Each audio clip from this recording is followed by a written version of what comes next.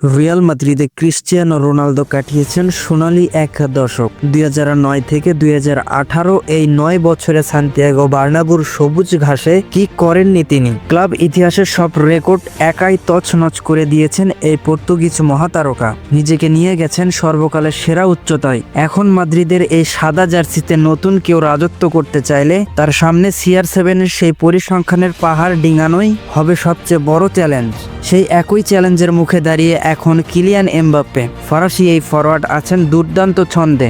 চলতি মৌসুমে 28 ম্যাচে করেছেন 34 গোল। গতকাল রাতে লা লিগায় ভিয়ারিয়ালের জালে জোড়া গোল করে নতুন এক কীর্তি করেছেন তিনি। লা লিগায় নিজের প্রথম 54 ম্যাচের শেষে এমবাপ্পের গোল সংখ্যা এখন 52টি, অর্থাৎ স্প্যানিশ লিগের লড়াইয়ে রোনালদোকে কিছুটা পেছনেই ফেলেছেন কিলিয়ান এমবাপ্পে। তবে লিগে কিছুটা এগিয়ে থাকলেও সামগ্রিক হিসেবে এখনও রোনালদোর ছায়ায় রয়েছেন কিলিয়ান এমবাপ্পে।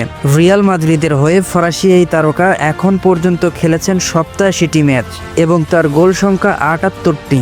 অথচ রিয়ালের হয়ে প্রথম 87 ম্যাচে রোনালদো গোল করেছিলেন 82টি, অর্থাৎ এখনও বস রোনালদোর চেয়ে 4 গোল পিছিয়ে আছেন কিলিয়ান এমবাপ্পে।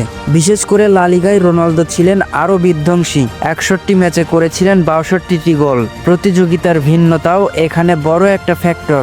রোনালদোর সেই প্রথম 87 ম্যাচ সীমাবদ্ধ ছিল মূলত 3টি টুর্নামেন্টে, লা লিগা, চ্যাম্পিয়ন্স লিগ ও কোপা দেল রেতে। বিপরীতে এমবাপ্পেকে খেলতে হচ্ছে 60টি ভিন্ন প্রতিযোগিতায়। স্প্যানিশ সুপার কাপ থেকে শুরু করে ক্লাব বিশ্বকাপ কিংবা ইন্টারকন্টিনেন্টাল কাপ, এমবাপ্পের গোল ছড়িয়ে আছে সবখানেই।